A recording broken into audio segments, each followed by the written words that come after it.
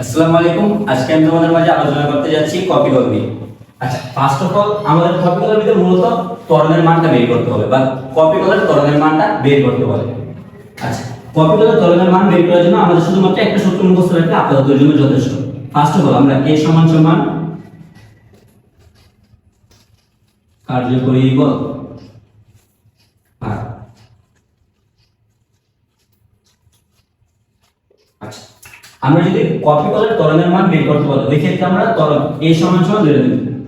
ত্বরণ a equal আচ্ছা কি হবে কার্যকরী বল বা মোট ভর। আচ্ছা, ফার্স্ট অফ অল আমরা দেখব কপি কলের ভিতরে টোটাল কতগুলো বস্তু আছে, প্রত্যেকটা বস্তুর ভর আমি যোগ করে দেব, ওই ক্ষেত্রে আমরা মোট ভর পাই যাব। আচ্ছা, আমি এই সাইডে কাজটা করে দেই। আচ্ছা, মোট ভর আমাদের কি হবে, এখানে a নামে একটা বস্তু আছে, b নামে একটা বস্তু আছে এবং উপরে দিকে p নামে একটা বস্তু আছে। টোটাল কি তিনটা ভর আছে না, 66 কেজি, 30 কেজি এবং 2 কেজি। ওই ক্ষেত্রে আমাদের মোট ভর আসছে কি, মোট ভর ইকুয়াল 66 প্লাস 30 প্লাস 2। আমরা যদি টোটালটা যোগ করে দেই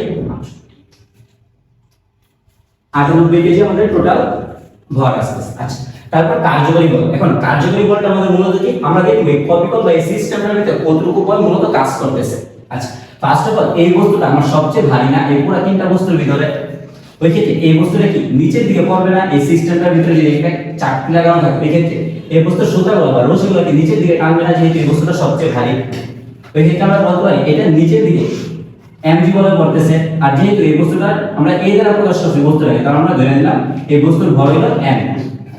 তারপর দ্বিতীয় বস্তুটা ক্ষেত্রে এই বস্তুটার তুলনায় হালকা, এই বস্তুর তুলনায় এই বস্তুটা যেহেতু হালকা ওই ক্ষেত্রে এই বস্তুটা কি হবে উপরের দিকে কাজ করবে। এই বস্তুর সুতার টানের ফলে এই বস্তুটা নিচে পড়বে এবং বি বস্তুটা সুতার টানে উপরের দিকে উঠবে। তাহলে ওই ক্ষেত্রে এখানে একটা বল কাজ করতেছে এবং এখানে কোন বলটা কাজ করতেছে মূলত mdg। আচ্ছা, এই বস্তুটা নিচের দিকে mdg বলে পড়ার চেষ্টা করতেছে কিন্তু সে পড়তে পারতেছে না, কারণ কি এই বস্তুটার বল বেশি। ওই ক্ষেত্রে এই বস্তুটা নিচের দিকে আসতেছে আর এই বস্তুটা উপরের দিকে উঠে যেতেছে। তারপর এদিকে আমাদের একটা বল দেওয়া আছে Fk সমান সমান 3.92 নিউটন।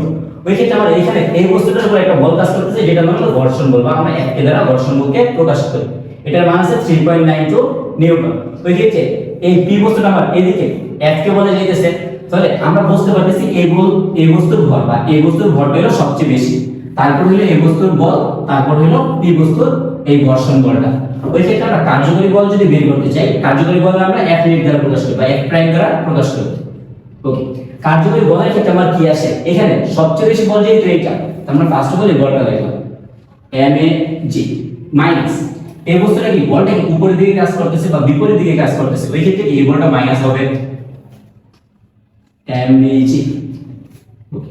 আচ্ছা, তারপর এখানে আরেকটা বল কাজ করতেছে এদিকে Fk নামে বলটা বা ঘর্ষণ বল, ওই বস্তুর বলটা যদি আমরা মাইনাস করে দিই Fk, ওই ক্ষেত্রে আমরা কার্যকরী বল সমান সমান কি পাই, F প্রাইম সমান সমান mag minus mbg minus F।